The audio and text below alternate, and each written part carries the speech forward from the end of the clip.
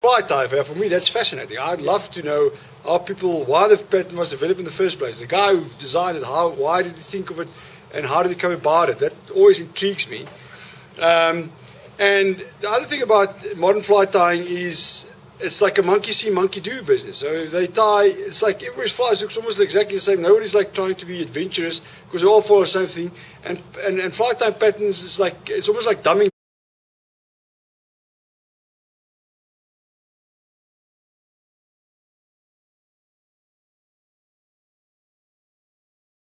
So that's what fly tying has become. So tonight we're doing old school, real fly tying.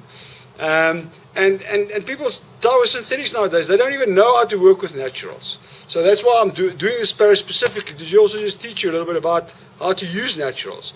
Because we just have maybe a packet of maybe elk wing and the CDC. That's about as natural as we're going to get. The rest of the things are synthetics. Not that there's anything wrong with synthetics. I love synthetics as well. And I love to mix the two up as well. It creates a very nice pattern. The Papa Roach is an example of that, of synthetics and naturals. So tonight I'm tying the Sparrow. The Sparrow was designed by a guy named Jack Garside. Jack Garside passed away a few years ago, but he was a real, in the fly fishing history, he's a real Hall of Fame guy. He used to be a cab driver, that he did during the winter in New York City, and to finance his fishing trips in summer. And then you go fishing in summer.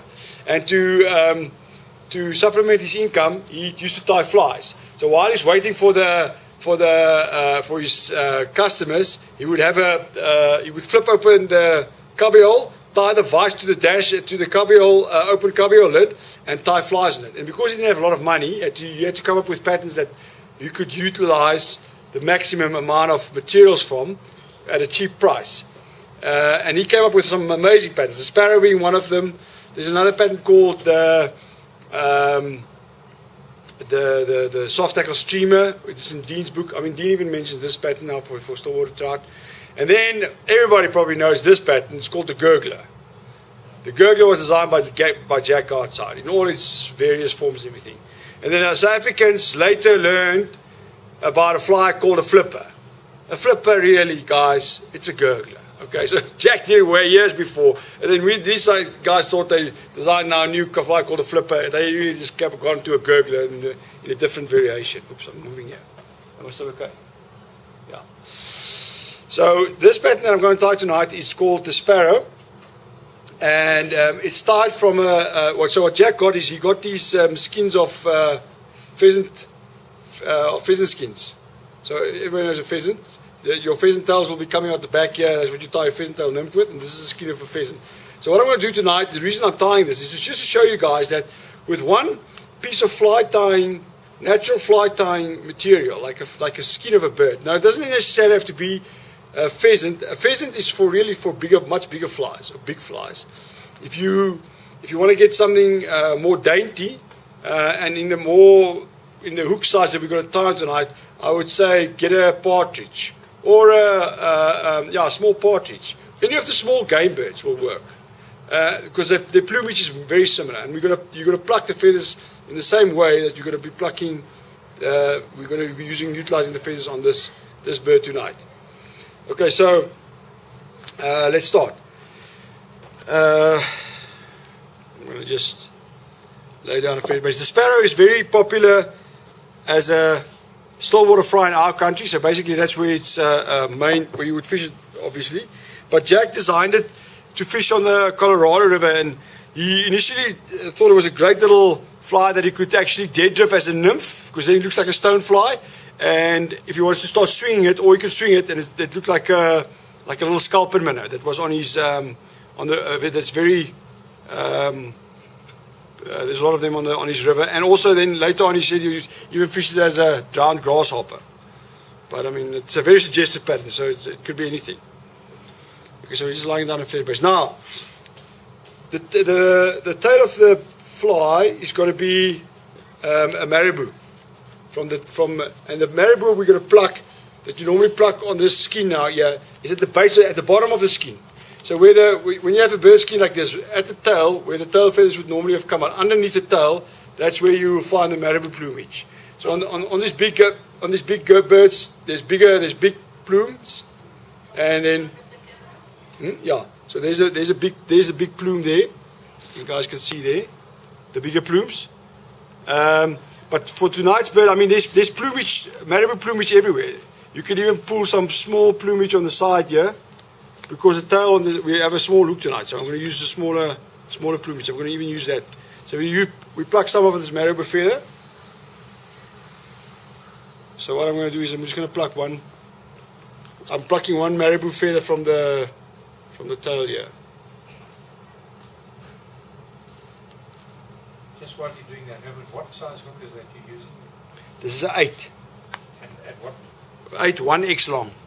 So this will be for this size skin. 8 1x long would be as small as I would go. I mean, this is almost 8 4x long or 2x long is probably what we should have had. Okay, so I plucked a very small marabou feather like that. You get bigger ones, but now, and obviously on your smaller skins, you're going to have smaller feathers even. So what I'm doing is I'm just pulling everything together. You can wet it, and I'm just wetting it, and then it's all square. So that's going to be the tail of this fly. So it's not a tail like a woolly bugger. It's more like just an extension of like a nymph tail almost. But it's got a lot of mobility in it, obviously. Which is what makes this pattern so nice, because as a stillwater pattern, it's got a lot of built-in movement, as you'll see by the components as we go carry on.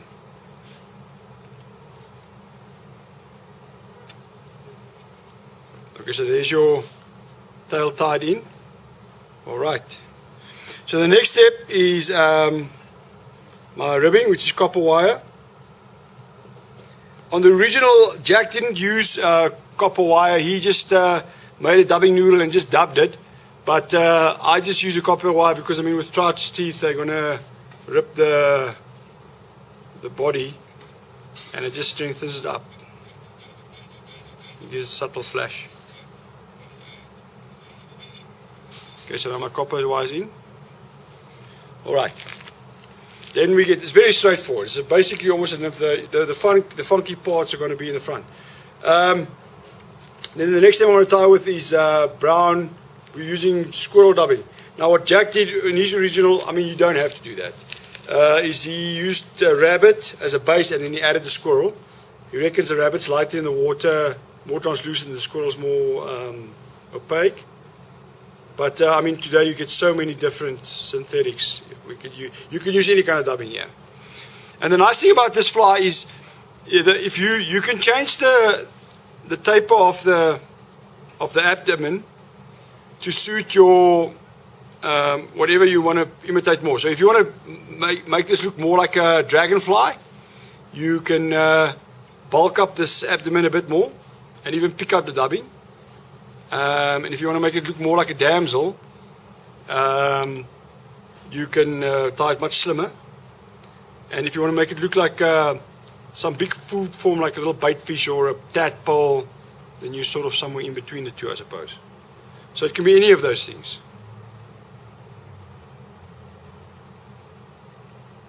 And I wouldn't tie this pattern, personally I wouldn't tie it smaller than an 8. It's just that then I'd rather fish something else to imitate something,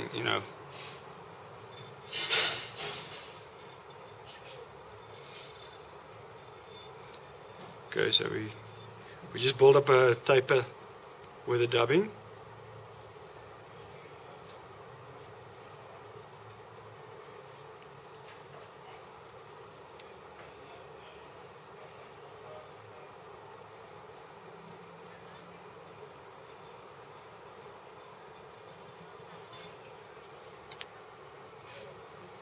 Okay, so we're coming to about a third back from the hook. I wouldn't come too close to the hook. I'd rather leave myself a little bit, almost too much space, than trying to cram now this last procedure into too smaller area.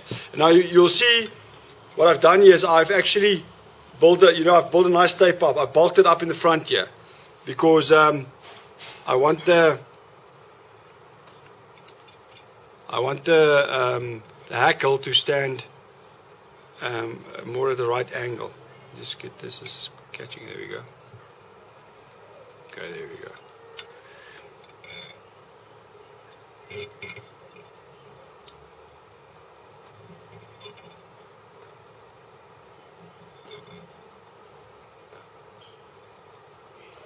I'll take a few turns of my copper wire just to secure it there.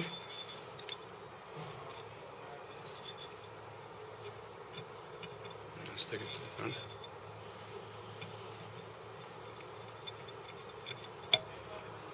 Alright.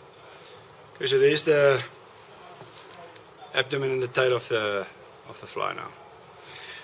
Now for the legs or the hackle, you can select, you know, on a game bird like this, whatever the bird is that you will have. If it's a partridge is great. I mean, partridge is great for, you know, because you're going to be tying small soft tackles with it as well.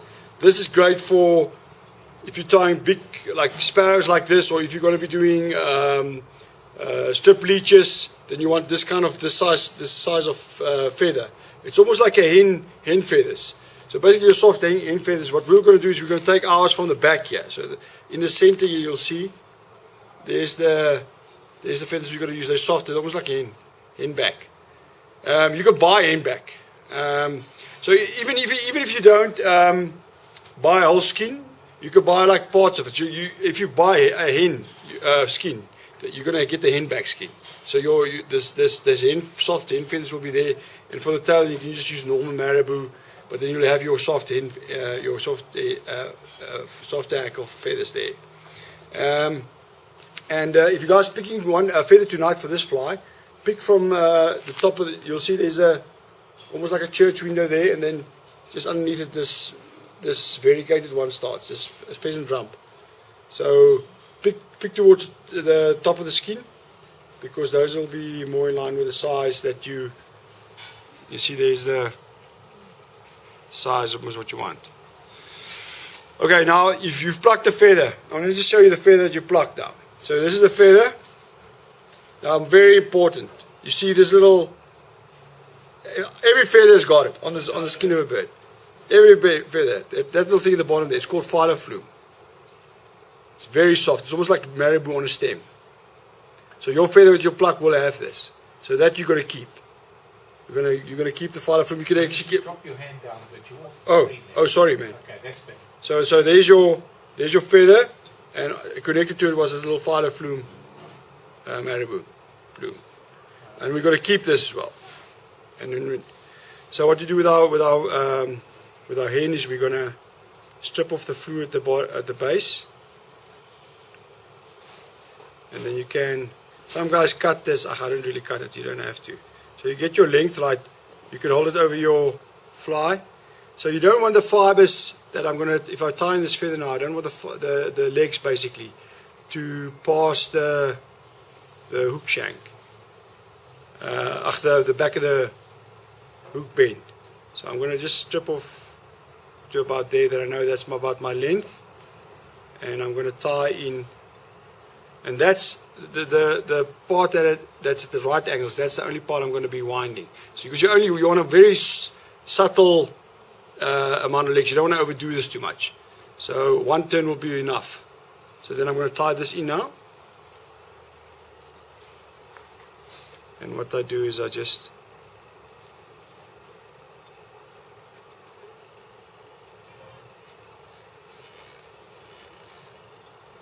tie it in right there. I'll take one wrap maybe behind the feather, and then I'll come forward.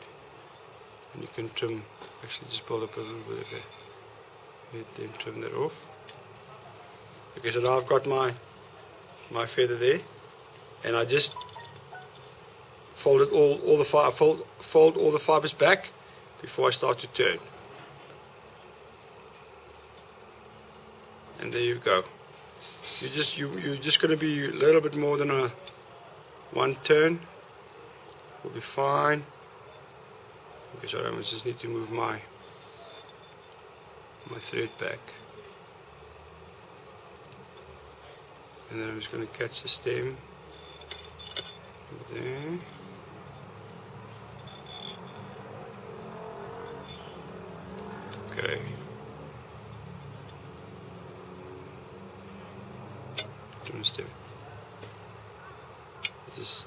fold all these fibers back.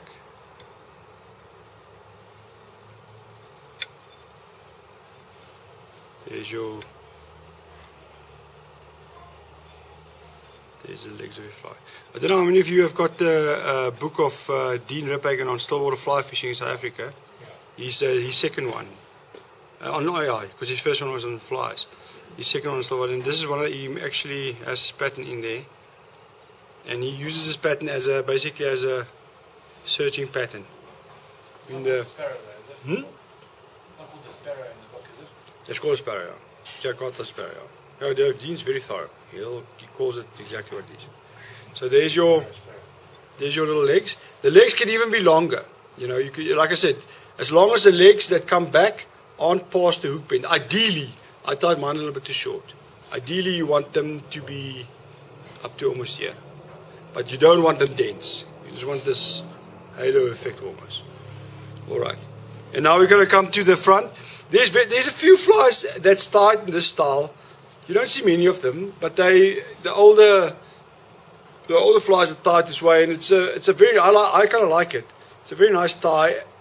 There's this fly, and there's another fly. I don't know if you guys know it. It's called the Bird's Nest by Carl Bird.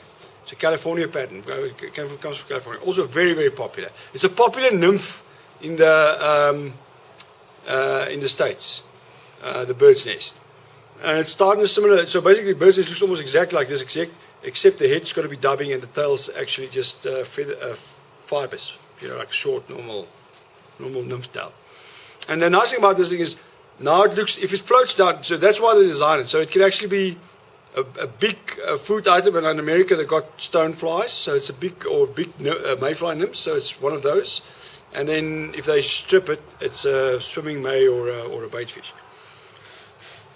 Okay, we're getting now to the fighter flume. Here's the fighter flume. Now this little feather is very, very fragile. So never tie it in by the tip because it's going to break. And you can use hackle pliers, but hackle pliers tends to break the little stem as well. It's a very fragile stem. So like what I do is I'd rather just tie in more of them and use maybe a little bit less of the actual feather because it breaks too soon. But I normally tie in two.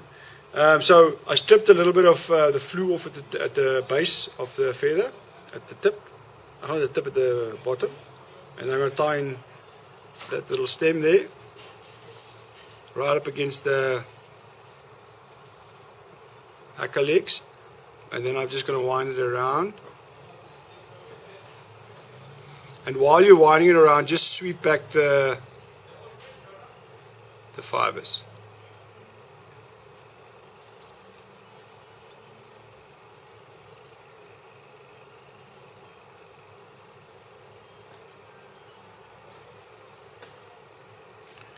And like I said, it gives this pattern this unique sort of oogat. So you see it broke. So I'll just put a thread wrap through, secure a bit of it.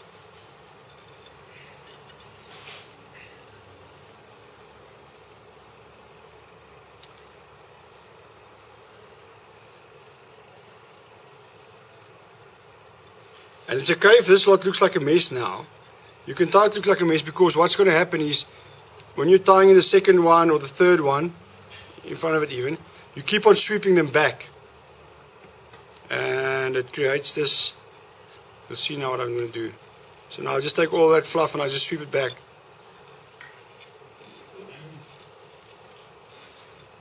So although it looked messy when I tied it in, now it's all neat again. And then you just take your second one. So I'm just going to look for another fighter flume feather. And you just lift the skin up, and under each feather there's a fighter flume. You can pull them out. There's another one. They'll come out, you'll easily see them. There's a nice long one.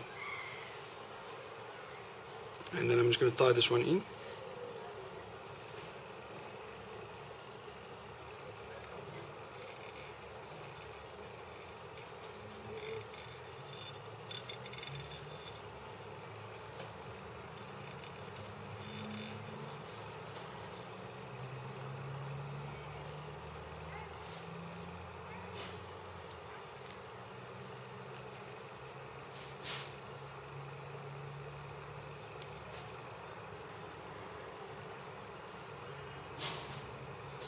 You obviously can, if you're very critical about what you want your pattern to imitate, you can watch the size of the phyllo flume.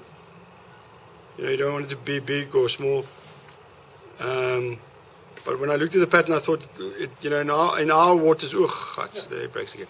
In our waters, it makes there's a lot of tadpoles. So this also makes a very cool little tadpole pattern.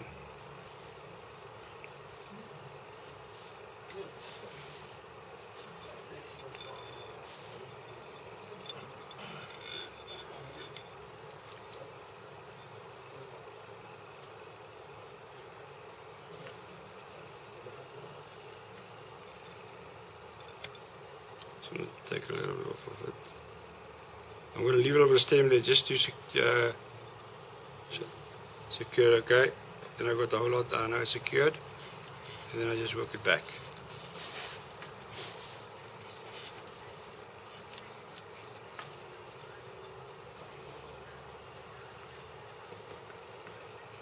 Okay, so I just want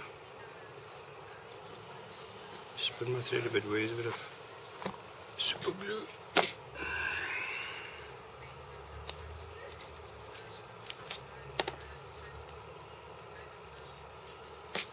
So what I normally do is before I even tie off with the super glue, I just super glue the thread lightly. Then I know where the next bunch of turns, and I'm going to keep everything out of the way with. I'm going to just, now I know my thread secured, and I can tie off.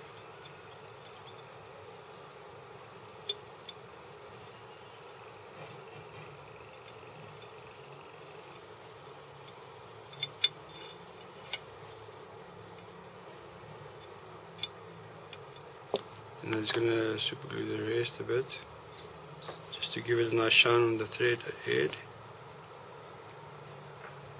So what I've done here is I've used a bit of orange. You can also use red, just to, I've got a bit of fibre in there now anyway. Just to give it an accent point. So then basically there's your pattern. Okay guys, so and that's what creates all this nice movement, because when you pull it through the water, this phyllo flume here, at the slightest movement, that will move in the water, and that's what creates a sense of life. And with the tail, and there's your pattern. So what like for instance, what Dean's got in his book, tonight we tie brown because I got the brown skin, but olive in still water, for instance, will be deadly. I mean, the olive version is really good. And then olive and black. The black sparrow, Jack's original pattern is from a natural skin, so it's more brown. It's brown like ours almost. Although this one's brown dyed. His is the phyllo flume might be a little bit like greyish, but most of the feathers, most of the pattern is brown. And then the only other color he fished the brown one, and the other one was a black one, and he called the black one the the Midnight Star. Yeah, the Midnight. The Midnight Star. The Midnight Special. It's the Midnight Special or something. I don't remember. Anyway, something like that. But he fished the black and brown one. But in our waters, I reckon olive and the black one will be kick patterns. Well, I fished the brown ones because I've got the skin and I've taken fish with them. Although brown's not a popular color that I fish in still waters, but I still taking fish on it. Alright guys, come and get your stuff.